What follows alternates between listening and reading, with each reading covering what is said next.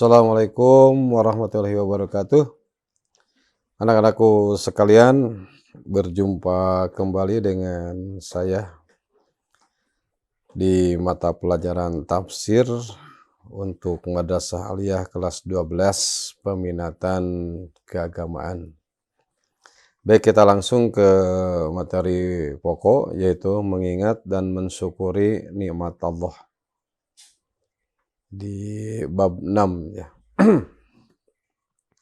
Peta kompetensinya yang harus kalian kuasai adalah judul utamanya meningkatkan syukur atas nikmat Allah, bersyukur atas rezeki dari Allah, bersyukur menjadi manusia sempurna, bersyukur menyebabkan bertambahnya nikmat. Untuk bersyukur atas rezeki dari Allah akan kita bahas surat Al-Ankabut ayat 17, bersyukur menjadi manusia sempurna. Kita bahas Quran surat An-Nahl ayat 78 dan bersyukur menyebabkan bertambahnya nikmat. Kita bahas surat Ibrahim ayat 7. Baik, pertama bersyukur atas rezeki dari Allah Subhanahu wa taala. Mari mempelajari Quran Surat Al-Ankabut ayat 17 secara bersama-sama dan berulang-ulang hingga Anda lancar, paham, dan hafal. Ayo membaca Quran Surat Al-Ankabut, dengarkan bacaannya. Innama ta'buduna min dunillahi awthanan wa takhluquna ifka innal ladhina ta'buduna min dunillahi la yamlikuna lakum rizqa fabtaghu 'indallahi ar-rizqa wa'buduhu washkuru lahu ilaihi turja'un. Artinya, sesungguhnya yang kamu sembah selain Allah hanyalah berhala-berhala. Innama ta'buduna min dunillahi awthana wa tahlukuna ifka, dan kamu membuat kebohongan. Innalladzina ta'buduna min dunillahi, sesungguhnya apa yang kamu sembah selain Allah, la yamlikuna lakum rizqa, tidak mampu memberikan rezeki kepadamu. Fabtagu indallahi rizqa, maka mintalah rezeki dari Allah, wa'buduhu, dan sembahlah dia, waskurulahu, dan bersyukurlah kepadanya. Ilaihi turja'un, hanya kepadanya kamu akan dikembalikan. Innama ta'buduna min dunillahi awthanan wa takhluquna ifka innal ladhina ta'buduna min dunillahi la yamlikuna lakum rizqa fabtaghu 'indallahi ar-rizqa wa'buduhu washkuru lahu ilaihi turja'un. Kita kaji kosakatanya. Ausanan berhala, tahlukuna kamu membuat, ibka dusta. Kita kaji lagi kosakata dengan teliti. Kata ausanan adalah bentuk jama dari kata wathanun, yaitu berhala yang berupa batu atau terbuat dari kayu. Bentuknya bisa seperti manusia atau hewan yang mereka pilih untuk disembah. Masyarakat Arab pada masa jahiliyah memilih batu-batu yang mereka senangi lalu menyembahnya. Kata authanan dalam ayat ini mengesankan sesuatu yang remeh, sekaligus mengisyaratkan bahwa kepercayaan tentang ketuhanan berhala-berhala itu adalah kepercayaan sesat. Sesuatu yang remeh sekaligus mengisyaratkan bahwa kepercayaan tentang ketuhanan itu tadi ya, berhala itu adalah kepercayaan sesat. Kata ar-rizq dari segi kebahasaan adalah pemberian, baik yang ditentukan maupun tidak. Menurut Ibnu Faris, ar-rizqu berarti pemberian untuk waktu tertentu. Dan maknanya bisa berkembang sehingga rezeki antara lain diartikan sebagai pangan, pemenuhan kebutuhan, gaji, hujan, dan lain-lain. Bahkan sedemikian luas dan berkembang pengertiannya sehingga anugerah kenabian pun dinamai rezeki. Rezeki yang menyangkut makanan perut maupun yang berhubungan dengan kekuasaan dan ilmu pengetahuan. Apakah menyangkut rezeki duniawi maupun rezeki ukhrawi. Dalam konteks ayat tersebut, ketika berbicara tentang rezeki yang ada pada Allah Subhanahu wa taala, mengandung makna keumuman sehingga mencakup segala macam dan jenis rezeki, banyak atau sedikit. Sedangkan kata rizqon yang berbentuk nakiroh mengandung makna sedikit, yakni walau rezeki sedikit saja niscaya berhala-berhala tidak akan mampu memberinya, karena rezeki merupakan anugerah dan pemberian Allah. Kata ta'buduna yang berbentuk kata kerja masa kini dan akan datang adalah hamba yang menyembah atau mengabdi kepada sesuatu. Kata tersebut terambil dari akar kata abdun, yakni menundukkan diri, menampakkan kehinaan atau kerendahan hati. Kata abdun berkonotasi makna hamba-hamba Allah Subhanahu wa taala, sehingga masih memungkinkan untuk menyembah selain Allah Subhanahu wa taala. Sedangkan untuk menunjuk pada hamba yang hanya taat pada Allah Subhanahu wa taala saja dan mereka menyadari serta menyesali sekian kesalahan dan dosa yang pernah diperbuat, biasanya Al-Quran menggunakan istilah ibad. Seperti sebutan kepada malaikat dalam Quran surat Al-Anbiya ayat 26, para nabi dan orang soleh pada Quran surat Ali Imran ayat 79, Quran surat Al-Kahfi ayat 65, dan lain-lain. Demikian menurut Ibnu Mansur. Kata syukur adalah bentuk masdar dari kata kerja syakaro yashkuru, sukron wasukuron wasukronan. Kata kerja ini berakar dengan huruf-huruf shin, kaf, dan ro yang mengandung makna antara lain pujian atau atas kebaikan dan penuhnya sesuatu. Kata pabdagu terambil dari kata bago yang antara lain berarti meminta atau menuntut sesuatu melebihi batas standar, baik dalam kuantitas maupun kualitas. Dari sini ia bisa dipahami dalam arti melampaui batas, walau dalam pemakaiannya tidak selalu berkonteks negatif, tergantung dari konteks uraian kalimat. Sementara kata tersebut bukan dalam arti negatif karena ini adalah firman Allah Subhanahu wa taala yang memerintahkan meminta dan mencari rezekinya yang banyak, baik, dan halal. Penambahan huruf ta pada kata yang digunakan ayat di atas mengandung makna kesungguhan. Ini mengisyaratkan anjuran untuk bersungguh-sungguh dalam mencari rezeki. Jadi pabtagu, ada tambahan ta. Kita memahami kandungannya, mari memahami kandungan Quran surat Al-Ankabut ayat 17. Fahrujin Ar-Razi berpendapat bahwa rezeki adalah bagian yang telah ditentukan. Seseorang punya bagiannya sendiri yang tidak mungkin tertukar dengan bagian orang lain. Ia membantah pendapat sebagian orang yang mengatakan bahwa rezeki adalah segala sesuatu yang bisa dimakan dan digunakan. Karena Allah Subhanahu wa taala menyuruh kita untuk menafkahkan rezeki.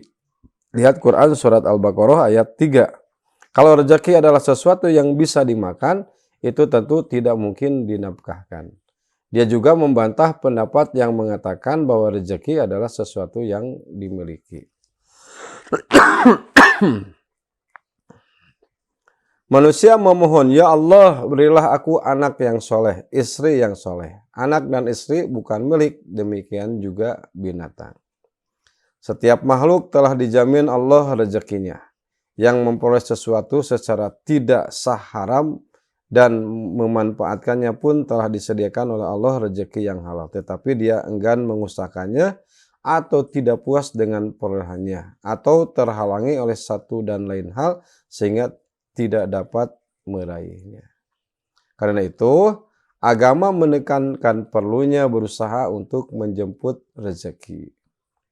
Rezeki memang telah disiapkan untuk semua makhluk, akan tetapi mereka berkewajiban untuk menjemputnya dengan berusaha.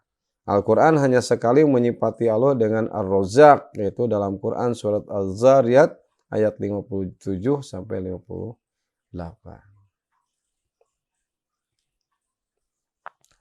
Atas semua rezeki yang telah diberikan oleh Allah Subhanahu wa taala, itulah manusia wajib untuk mensyukurinya.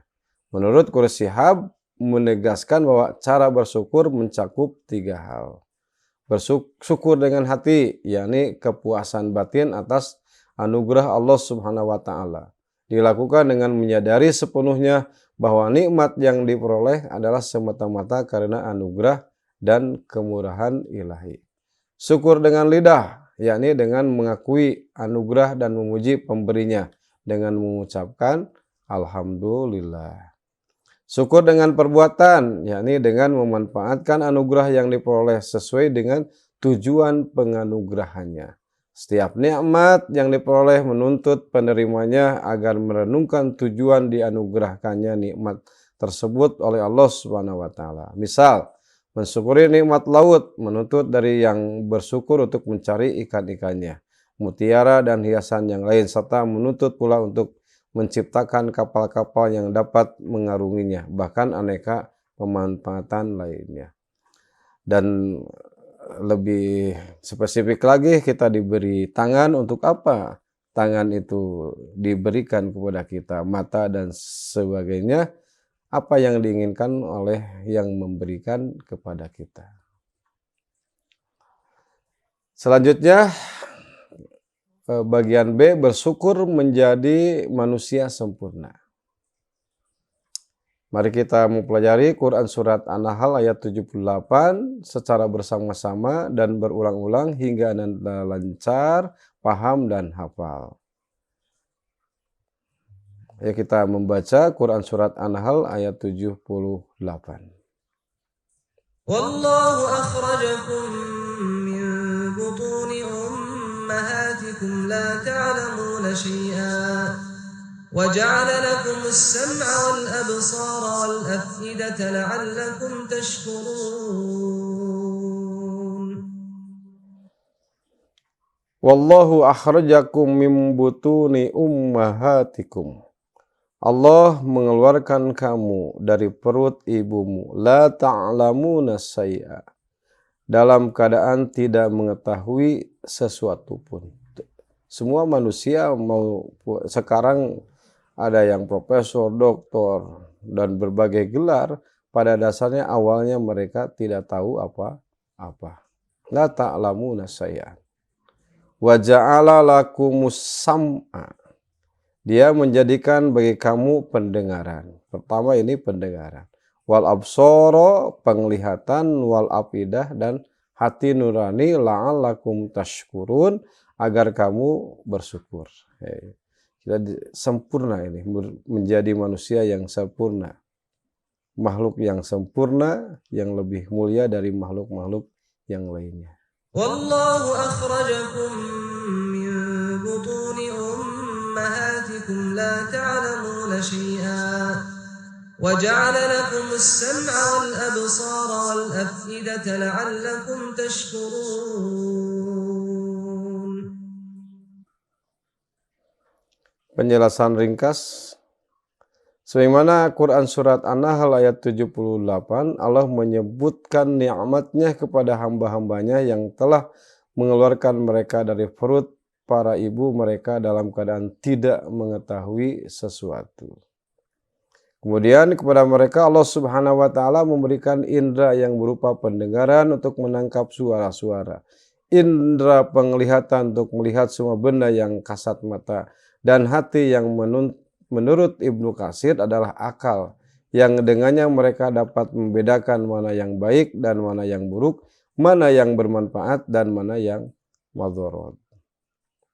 Indra ini diberikan oleh Allah Subhanahu wa taala secara bertahap sesuai dengan pertumbuhan jasmaninya, sehingga semakin lama akan semakin kuat dan tajam, dan sesungguhnya Allah memberikan pendengaran, penglihatan, dan pemikiran agar manusia mengalami kemudahan dalam melakukan segala aktivitas, termasuk untuk melakukan ibadah kepada Allah Subhanahu wa taala.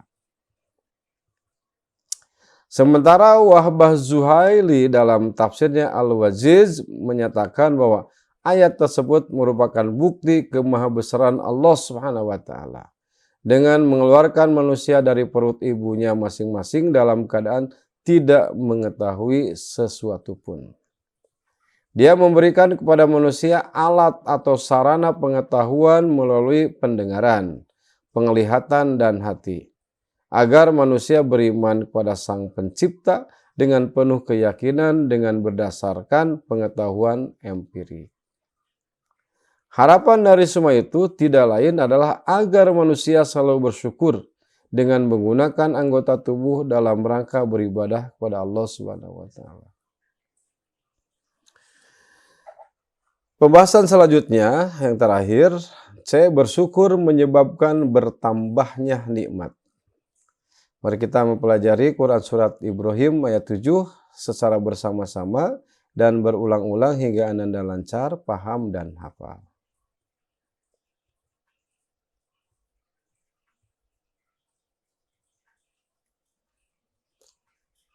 Nah, bacaannya silakan Anda baca sendiri. Kata ta'adzana terambil dari kata yang sama dengan adzanun, yaitu menyampaikan sesuatu yang dengan suara keras. Hakikat yang diuraikan pada ayat tersebut terbukti kebenarannya dalam kehidupan nyata.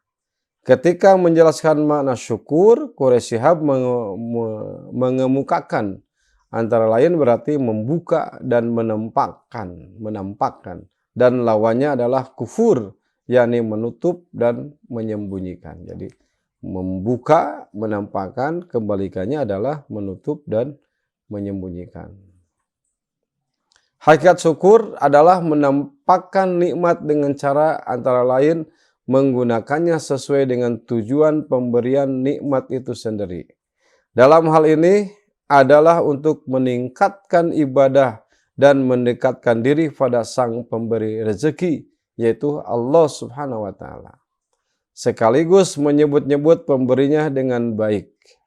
Ini berarti setiap nikmat yang dianugerahkan Allah menuntut perlindungan untuk apa rezeki itu sebenarnya diberikan oleh Allah Subhanahu wa taala kepada hambanya.